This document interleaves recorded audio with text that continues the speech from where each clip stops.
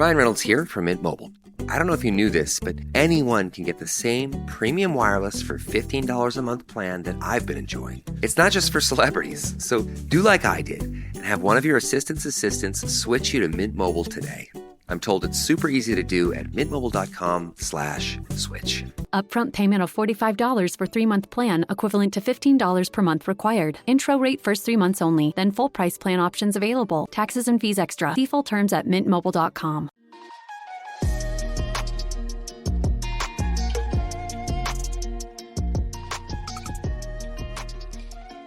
Hey guys, welcome to You the Boss podcast, episode 11. I'm your host, Pam. Before I get started today, I do want to say thank you so much for kind of putting up with a little bit of my crazy schedule. I know I've been putting out an episode at least every week or every other week right now. So I just want to say thank you for tuning in and just coming along the chat with me. I do want to say that today we're going to be talking about learning how to let go. Before I go any further, I want to say I'm still learning, I'm still growing, and that's what life is all about, is about continuing to grow, and I'm just excited to kind of share my thoughts on this with you guys. So I want to start off by saying that learning to let go is not just in situations with other people, and it's not just in material things, but also it's in conversations with yourself, and recognizing your own patterns and recognizing the way that maybe you form relationships or you form friendships, recognizing those different patterns and saying, okay, this is where I need to make a change. I have really been thinking about this over the course of, I want to say almost the last 7 or 8 years, where I've had a very large shift in my life. After I graduated college, I cemented some friendships that I thought were cemented were not. And even relationships with family. And even downright to like clothing that maybe I had in my closet for a while, and I was like, oh, well, maybe when I'm like this or when I'm doing this, I'll wear that, and just kind of coming to terms of like, right, it's time to let that go. I think I've started to learn in all of these things across the board, not just one thing over the other. I've learned to start to trust my gut, and I feel like this is where I want to spend most of my time this episode, so I'm going to be coming back and forth to that. But it's about listening to what it is that your gut is telling you, right? I'm a firm believer in not making permanent decisions on temporary feelings. And I've said that for a long time. And then more recently, I found myself like being so excited that some restrictions were lifted or some things were happening, and finding myself making temporary plans or concrete plans on not so concrete emotions and not following my gut in that. And it was actually a lesson to myself of like, oh, wow, wait a minute. Like, yeah, no, dinner with that person in 2 weeks sounds great, but I know that leading up to that, I got to take care of a couple things at home. I got to handle a couple things personally. I might not really be at my energy level there. So I may have to kind of like change those plans up a bit, because I know right now I'm hype, I'm excited, and it may just be kind of maybe not realizing that I'm not trusting my gut and knowing like, you know what, you might be a little tired then. So you might want to like restructure those plans. I also think that learning to let go it kind of sounds negative. It kind of sounds like, oh, well, you have to let that go.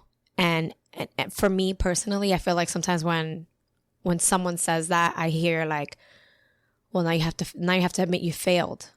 Now you have to kind of like erase and start over kind of scenario. And, we have to realize that letting go of things or relationships or situations is not failure. In fact, it's actually kind of like leveling up. We're realizing that something is no longer serving you, or someone in your life is no longer serving you. And you have got to reach that pivotal time of being like, you know what, right now my heart tells me that this isn't where I need to be. And I have to go. You know, I got to let this go. I got to set this free.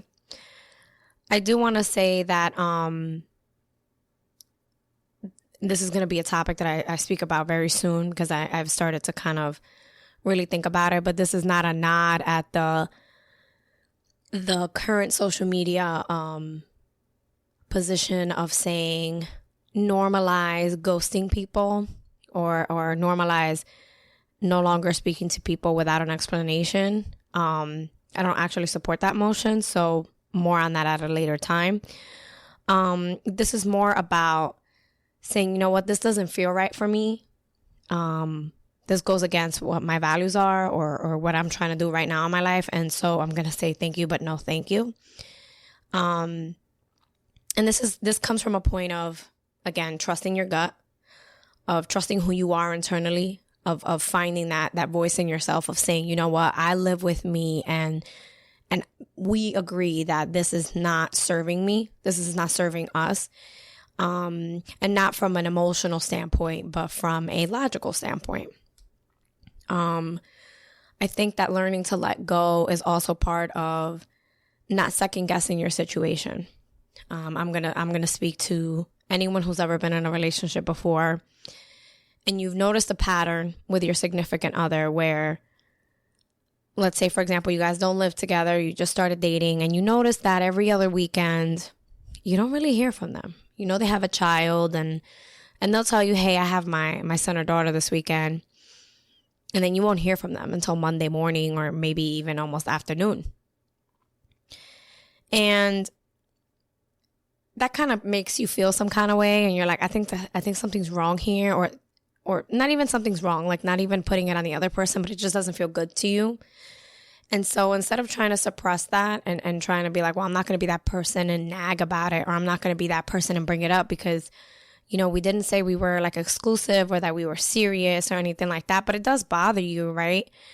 I think that that's your intuition and saying, yo, this bothers me and I need to do something about it. I think that too often we get comfortable with letting things bother us, and then they boil into other things, and the next thing you know, you're kind of in a bad place. And meanwhile, the other person or this situation doesn't even know what's going on in your mind or how it's making you feel. And because you haven't voiced it, now you have a moment of repression towards them, or even aggression towards them. So don't second guess that intuition. Don't second guess when there's a part in your mind. I have read this several times, and I promise I'm going to get the proper name for this, but there is a part of the brain that is triggered when you can't explain why something bothers you or what feels weird. You can't put your finger on it, but you just kind of like, you walk into a room or you have a conversation with somebody, or someone's like energy, you know, they come up to you and you just feel off. You can't explain it.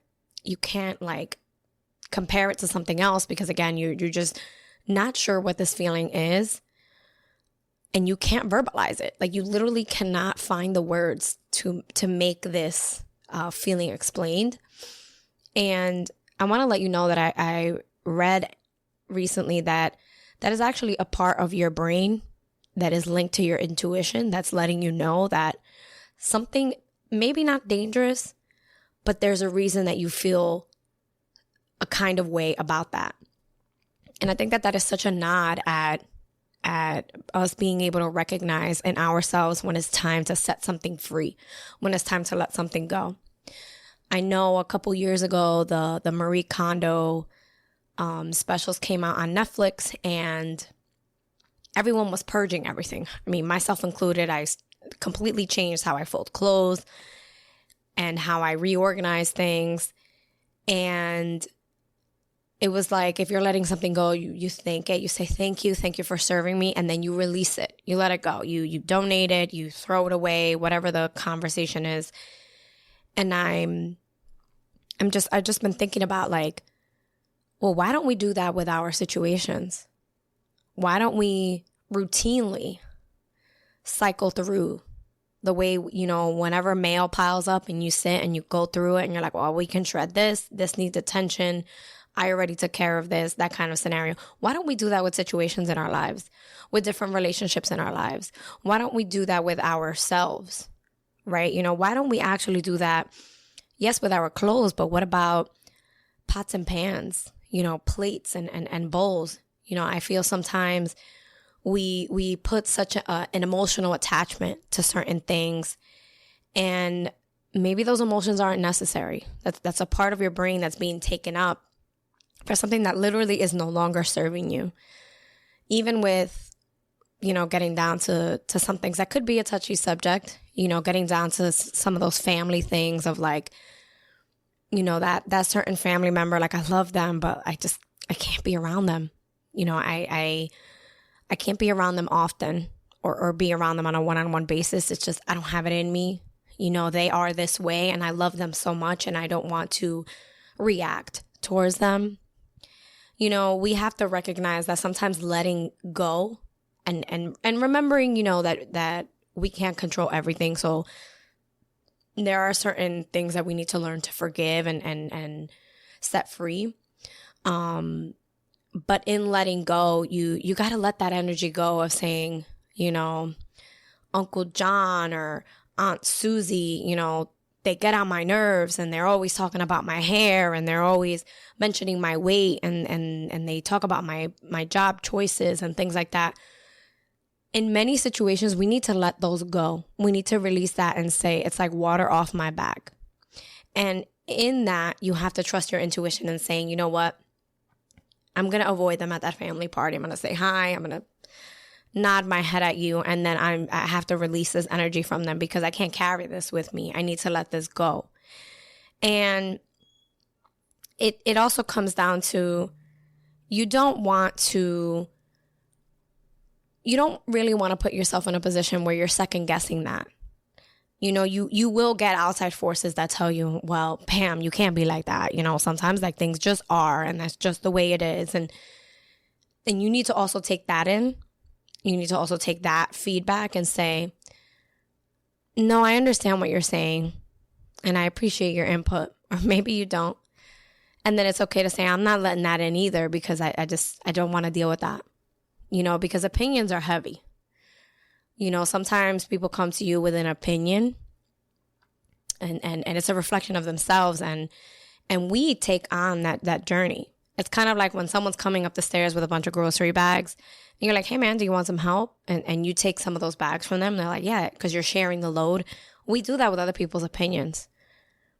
We do that with other people's situations with the reflection of our relationships. Prime example. One of your close friends is going through it with their significant other right now.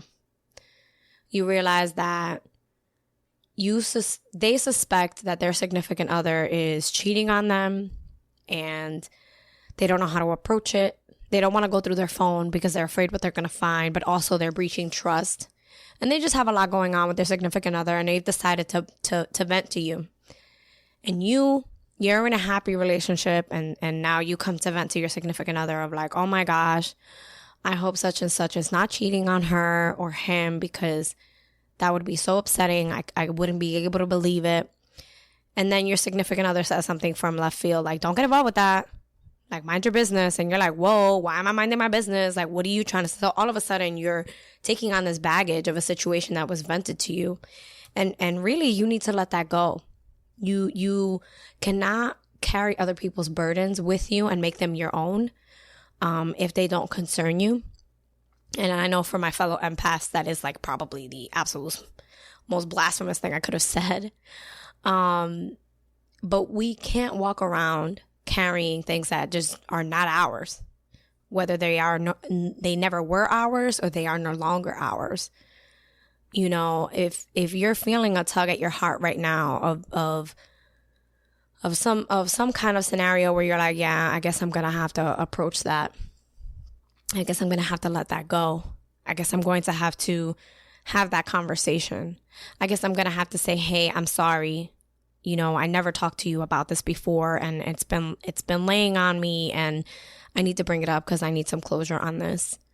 Or I'm sorry, I just feel like we're in different places in our lives right now, and I would like to revisit our relationship maybe sometime down the road. I just don't feel as close to you anymore.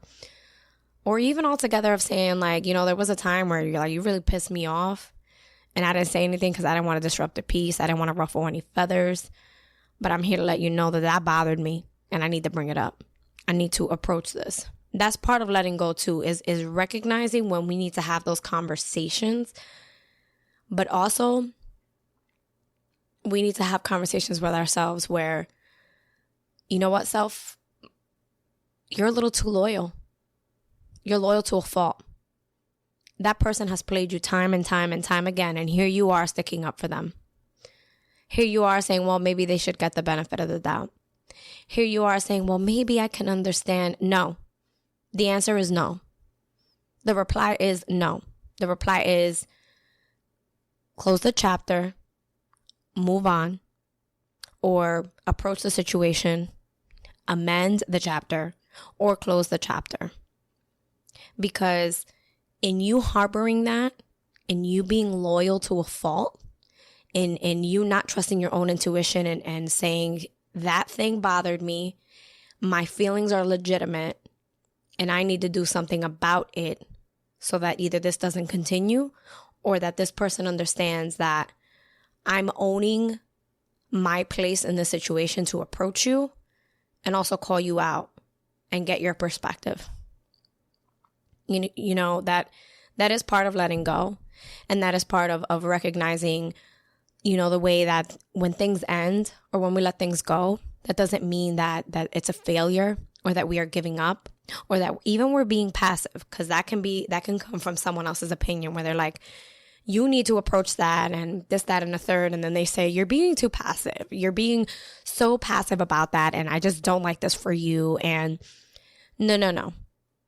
If your opinion of letting something go is not approaching a person and just distancing yourself for the time being without closing it, this is a temporary okay. When you get a flat tire, you don't drive on the donut that you put on the car. You get from point A to point B to make sure that you get there safely. And then you figure out in getting another tire or repairing the tire that's messed up.